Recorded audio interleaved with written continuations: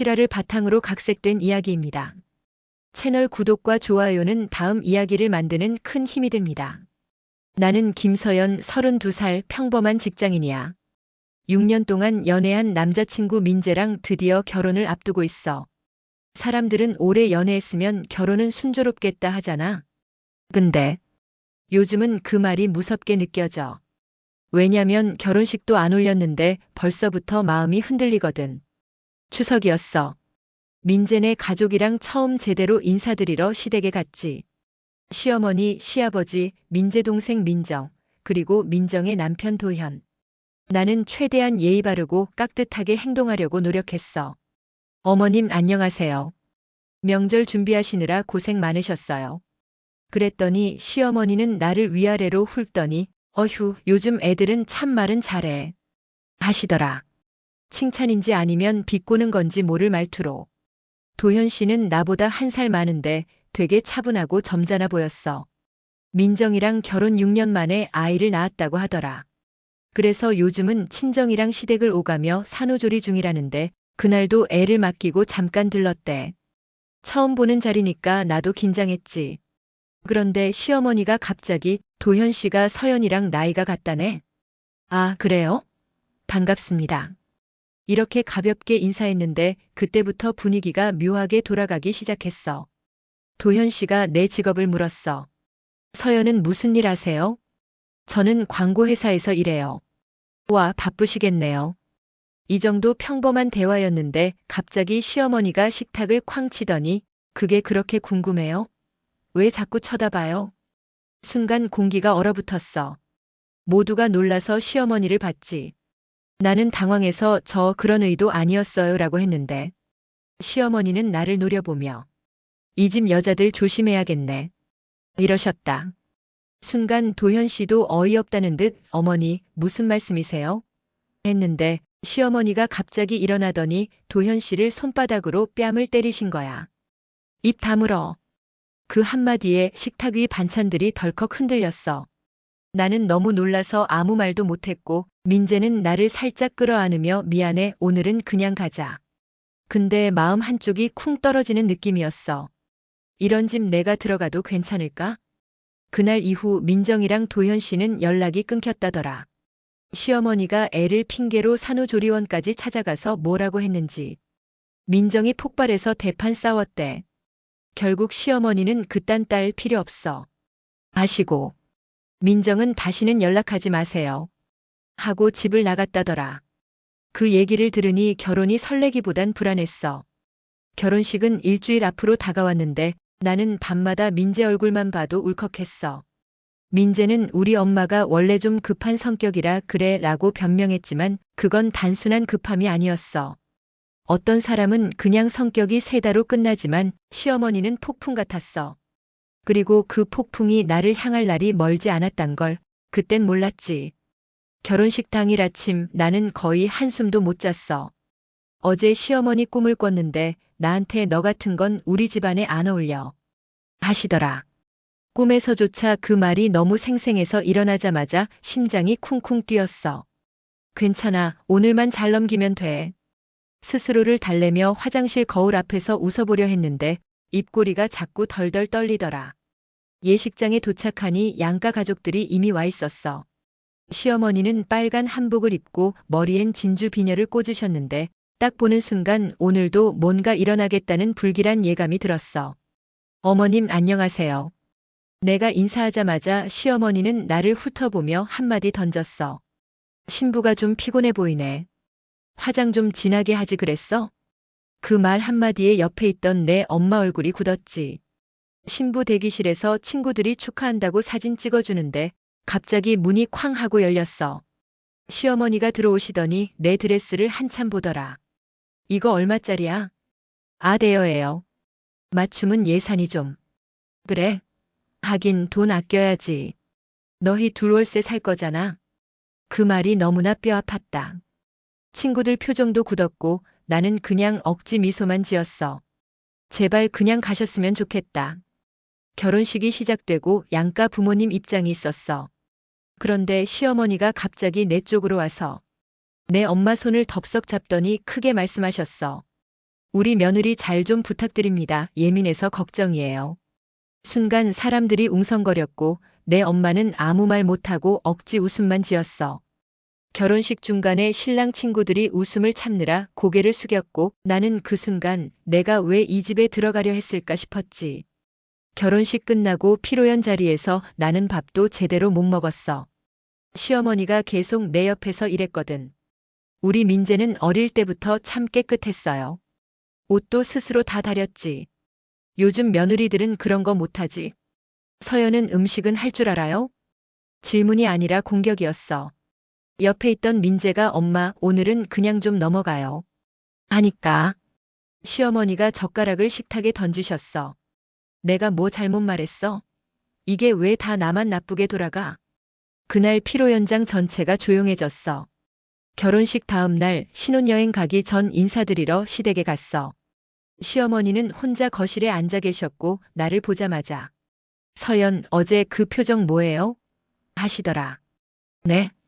내가 뭐 잘못했어요? 며느리가 어른한테 그 표정 지으면 천벌 받아요. 그때 민재가 말리려다. 엄마 그만해요. 서연이 힘들어해요. 했는데 시어머니가 민재한테도 버럭 소리치셨지. 넌 결혼하더니 벌써 여편 내편 드는구나? 그 말이 너무 충격적이었어. 나는 결국 눈물이 터졌고 그대로 집을 나와버렸어. 집으로 돌아오는 택시 안에서 민재는 아무 말도 안 했어. 나는 울먹이며 물었지. 민재야, 우리 괜찮은 거야? 그가 한참을 침묵하다가 말했어. 우리 엄마는 그냥 남을 이기는 게 습관인 사람이야. 하지만 결국 가족이니까 이해해주면 돼. 그 말이 너무 서운했어. 이해? 나는 이미 시어머니의 세상에서 가족이 아니라 적이 된 기분이었다. 신혼여행은 제주도로 갔어. 바다도 하늘도 너무 예뻤는데 이상하게 마음이 편하지가 않았어. 사진 찍고 웃고 맛있는 것도 먹었지만 머릿속에는 자꾸 시어머니 얼굴이 떠올랐어. 집에 돌아가면 또 뭐라고 하실까? 민재는 그런 내 표정을 보더니 웃으면서 말했어. 우리 엄마 생각하지 마. 그냥 신혼 즐기자. 근데 그 웃음 뒤엔 뭔가 피로가 느껴졌어. 그도 알고 있었던 거야. 그의 엄마가 평범하지 않다는 걸. 신혼집 문을 열자마자 나는 이상한 냄새를 맡았어. 향초도 아니고 방향제도 아닌 낯선 냄새. 거실엔 내가 주문해 놓은 새가전들이 있었는데 그 옆에 낯선 수건 한 장이 걸려 있었어. 이거 뭐야? 민재가 머리를 극적이며 말했지. 아, 엄마가 들렀나 봐. 냉장고 채워놓으신대. 나는 웃으려고 했는데 이상하게 손이 떨렸어. 우리 집 열쇠를 시어머니가 가지고 있다고. 그때부터 이미 신혼집은 우리 둘만의 공간이 아니었어. 하루는 퇴근하고 집에 들어왔는데 현관에 신발이 한 켤레 더 있었어. 민재야, 누가 왔어? 엄마야. 그냥 김치 좀 갖다 주신대. 근데 그 김치라는 게 우리 냉장고 절반을 차지할 정도였고 시어머니는 식탁 위에 앉아서 나를 기다리고 있었어. 서연, 회사 다니느라 힘들죠? 그래도 아내가 집안일은 챙겨야 해요. 남자는 밥심으로 산다니까. 나는 억지로 미소 지었어. 시어머니가 잠깐 들렀다는 말은 언제나 1시간 이상 머문다는 뜻이었지. 그날 이후 시어머니는 매주 월요일마다 집에 오셨어.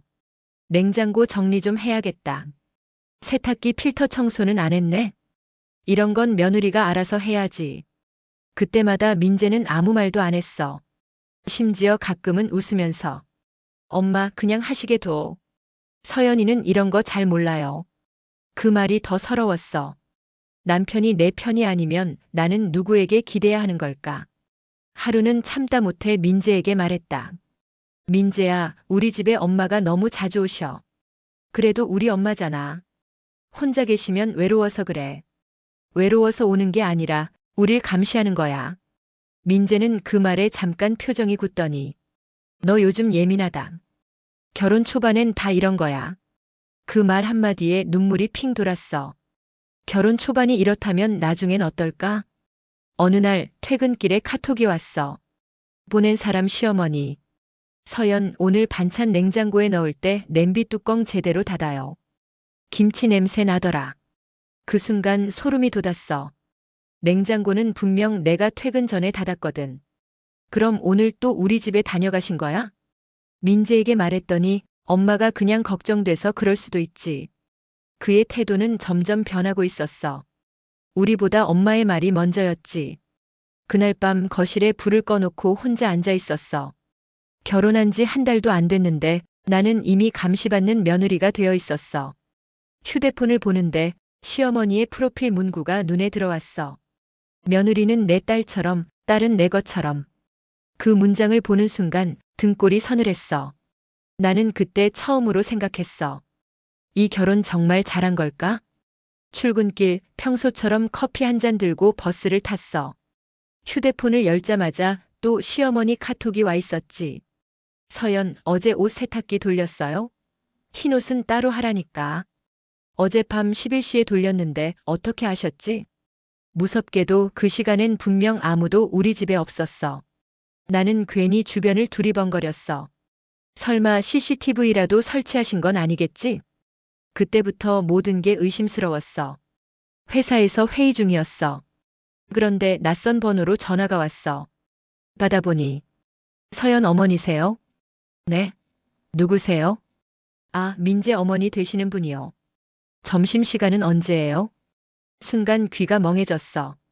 시어머니가 내 회사에 전화를 한 거야. 그날 오후 시어머니에게 톡이 왔지. 회사 분위기 좋네. 팀장님 목소리도 젊고. 그 문장을 보는 순간 심장이 쿵 내려앉았어. 대체 왜 거길 전화를 하신 거야? 점심시간 팀원들이랑 밥 먹고 있는데. 회사 정문 앞에서 낯익은 얼굴이 보였어. 시어머니. 손에는 반찬통 2개를 들고 있었어. 서연 여기 있었네. 점심 챙겨왔어요. 동료들이 다 놀라서 나를 봤어. 나는 그냥 얼어붙은 채 웃었지.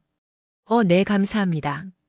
그날 이후 회사에선 나를 엄마랑 사이 좋은 며느리로 알게 됐지만 내 속은 무너졌어. 나는 이제 일터에서도 자유롭지 못했어. 그날 밤 민재에게 말했다. 민재야, 엄마가 회사까지 찾아오셨어. 이건 너무하잖아. 민재는 그때도 담담했어. 그냥 내 걱정돼서 그런 거야. 요즘 엄마도 친구 없고 심심하신가 봐. 나는 너무 화가 났어. 그게 걱정이야? 아니면 통제야? 민재는 대답하지 않았고 그냥 TV만 봤어. 그때 처음으로 결혼 생활이란 게 둘의 문제가 아니라 셋의 전쟁이 될 수도 있다는 걸 알았어. 며칠 뒤 팀장이 나를 따로 부르더라. 서연, 혹시 시어머니가 우리 회사에 전화 자주 하세요? 그 말 듣는 순간 숨이 멎었어. 네? 자주요? 한두 번이 아니었어요. 출장 언제 가는지, 퇴근 몇 시인지 물으시던데. 그날 이후로 나는 회사에서조차 불안했어. 퇴근 후에도 누가 나를 지켜보는 것 같았고 엘리베이터 안에서도 휴대폰 카메라를 가렸어. 어느 저녁 퇴근하고 집에 오는데 문 앞에 종이봉투가 놓여 있었어. 서연, 이런 옷이 더 단정해요. 회사에도 입고 가요. 봉투 안에는 옛날 스타일의 블라우스 한 벌. 색깔은 회색. 그리고 봉투 밑에는 감시용 위치 추적기 같은 게 붙어 있었어. 나는 그걸 보는 순간 숨이 막혔어. 진짜로 이건 사랑이 아니라 집착이었어. 그날 밤 민재에게 그걸 보여줬어. 이건 뭐야, 민재야. 이건 선 넘은 거잖아. 민재는 한참을 말없이 있다가 내 손에서 추적기를 빼앗더니 그냥 엄마가 실수한 거야. 실수? 이런 걸 실수라고? 그가 고개를 숙인 채 낮게 중얼거렸어. 서연아, 우리 엄마가 나한텐 세상이야. 그 한마디가 내 가슴을 찢어놨어. 그날 이후 나는 깨달았어. 이 결혼에서 나는 존재하지 않는다고. 그날은 일요일 오후였어. 평소처럼 조용히 청소하고 있는데 초인종이 울렸어. 띵동. 민재는 소파에서 TV 보고 있었고 나는 문을 열었지. 역시나 시어머니. 2손 가득 반찬통을 들고 오셨더라. 우리 며느리 또 뭐 해먹나 보려고 왔지. 그 말투, 여유로운 웃음. 이젠 너무 익숙해서 오히려 무섭더라. 시어머니는 들어오자마자 부엌으로 직진했어. 이 냉장고는 또 왜 이렇게 꽉 찼어? 아니, 반찬은 이렇게 버려두면 썩어. 뚜껑을 여시더니 냄새를 맡고 내가 만든 반찬을 통째로 버리셨지. 이건 간이 안 맞고 이건 짜고. 내가 말했어. 어머니, 그건 저희 입맛에 맞게 한 거예요. 그 순간 시어머니의 눈빛이 확 바뀌더라. 입맛? 결혼했으면 이제 너희 입맛이 아니라 우리 집 입맛으로 맞춰야지. 그 말에 나도 모르게 손에 힘이 들어갔어. 그날따라 그냥 참기 싫었어. 어머니, 저희 집이에요. 우리 부부가 먹는 건 저희가 정하면 되잖아요. 순간 시어머니 얼굴이 굳더라. 지금 뭐라고 했어? 제가 만든 음식 버리시는 건 좀 기분이 안 좋아요. 아니, 기분이 안 좋아? 내가 너 잘 되라고 하는 거잖아. 며느리가 버릇이 없네.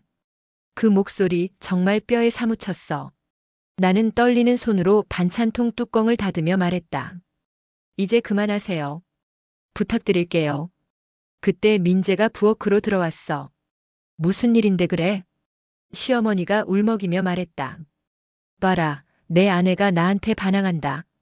내가 음식 좀 손본 게 뭐가 그렇게 잘못이래. 민재는 잠시 나를 보더니 한숨 쉬더라. 서연아, 엄마가 너 위해서 그런 거잖아. 조금만 참아. 그 말에 내 가슴이 무너졌어. 참으라고? 내가 언제까지? 민재는 그냥 고개를 숙였고 시어머니는 그걸 보고 비웃더라. 봐라, 내 남편도 내가 잘못했다잖니. 그 순간 나도 모르게 외쳤어. 저는 잘못한 거 없어요. 결혼했어도 사람인데 숨 좀 쉴 수 있잖아요. 시어머니가 얼굴이 새빨개져서 나를 노려보며 말했다. 아니, 요즘 며느리들은 다 이래. 이제 시어머니 무시하고 자기 멋대로 살겠다는 거야? 무시가 아니라 존중받고 싶어요. 저도 가족이잖아요. 그때 민재가 소리쳤어. 그만 좀 해. 두 사람 다. 그 외침에 집안이 얼어붙었지. 하지만 그날 이후 나는 절대 예전처럼 참지 않기로 결심했어. 다음 날 시어머니는 나한테 연락을 끊었어. 대신 민재한테는 매일 전화를 하더라. 너 그 여자한테 잡혀 사니? 우리 집안 망신이다.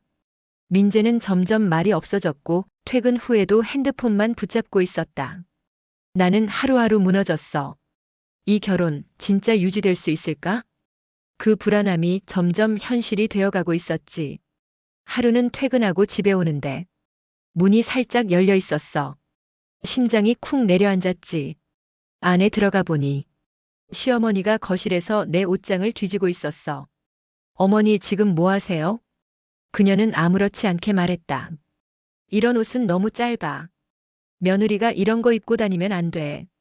그 순간 내 손에서 가방이 떨어졌어. 그날 이후 나는 진짜 확신했어. 이 사람은 나를 딸로 생각하는 게 아니라 자신의 소유물로 여긴다. 그날 새벽 나는 결국 결심했어. 이제 못 버티겠다. 나가자. 조용히 캐리어를 꺼내 옷을 접는데 문틈으로 불빛이 스며들더라. 민재가 일어나 있었어. 뭐 하는 거야, 서연아? 그냥 잠깐 나갔다 올게. 이 시간에? 민재야, 나 좀 숨 쉬고 싶어. 그가 아무 말도 안 해서 나는 그대로 문을 열었어. 근데 현관 앞에 낯익은 슬리퍼 한 켤레가 있었어. 시어머니였다. 거실 소파에 앉아 있었다. 어디가? 그 말에 다리가 굳었어. 어머니, 왜 이 시간에? 며느리가 짐 싸는 거 보러 왔지.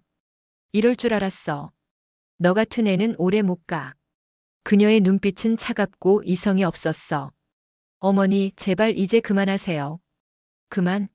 내가 나한테 그렇게 말할 자격 있어? 내 아들 망쳐놓고. 그녀는 내 캐리어를 발로 밀어 넘어뜨렸어. 안에 든 옷들이 바닥에 흩어졌지. 그때 민재가 그 장면을 보고도 가만히 서 있었다. 나는 울면서 말했다. 민재야, 왜 아무 말 안 해? 이게 정상이라고 생각해? 그는 고개를 숙인 채 낮게 중얼거렸어. 너도 좀 엄마 마음 이해해줘. 그냥 내가 조금만 맞춰주면 다 괜찮아질 거야. 그 말이 너무 비참했어.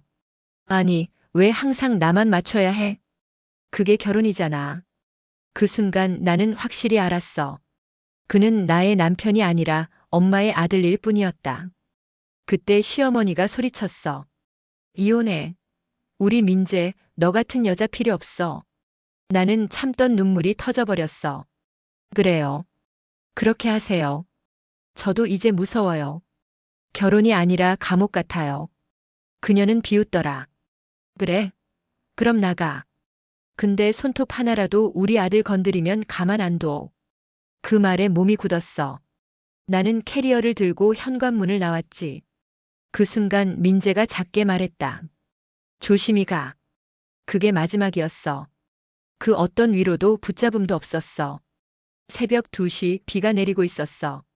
캐리어 바퀴가 도로 위에서 덜컥거리며 굴러갔지.